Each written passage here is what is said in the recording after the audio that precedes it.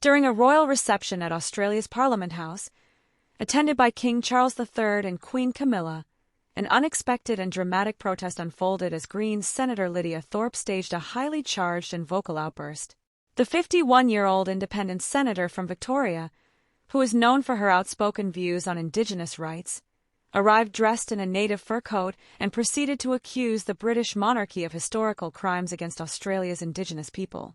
Thorpe shouted accusations of genocide, colonialism, and theft, drawing attention to the unresolved issues of land rights and the impact of colonization on Aboriginal Australians. As speeches were being delivered by the King, Australian Prime Minister Anthony Albanese, and opposition leader Peter Dutton, Thorpe suddenly stood up and walked down the aisle of the Great Hall, loudly declaring, "You committed genocide against our people. Give us our land back. Give us what you stole from us, our bones, our skulls, our babies, our people. You destroyed our land. Give us a treaty. We want a treaty." Her protest became more animated as security personnel moved in to remove her from the premises. Thorpe, undeterred, continued shouting as she was escorted away, "This is not your land. You are not my king." Her comments were a direct rejection of King Charles as Australia's head of state, a position the British monarch holds as part of the Commonwealth. Thorpe's outburst echoed her long-standing criticism of Australia's colonial legacy and the lack of a formal treaty with Indigenous peoples. The King and Queen, who were still seated on stage during the confrontation, appeared to remain composed and unfazed by the interruption. King Charles was seen engaging in conversation with Prime Minister Albanese, while Queen Camilla turned to speak to the King's wife, seemingly unaffected by the incident.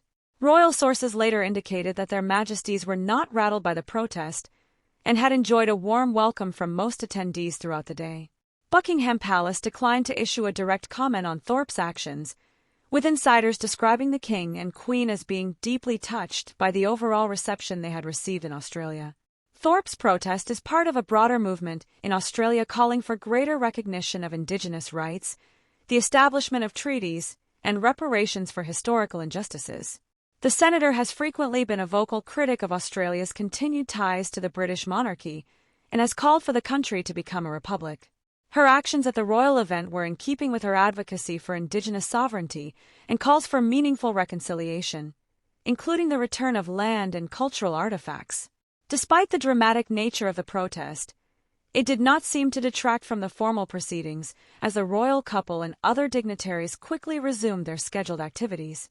However, the protest underscored the complex and often contentious relationship between Indigenous Australians and the symbols of colonial power, including the British monarchy. The event may further fuel ongoing debates about Australia's future as a constitutional monarchy and its efforts to address its colonial past. While the royal couple appeared to brush off the incident, the protest by Senator Thorpe was a reminder of the deep-seated issues still facing Australia's Indigenous population and the growing calls for a treaty that acknowledges past wrongs and offers a path toward meaningful reconciliation.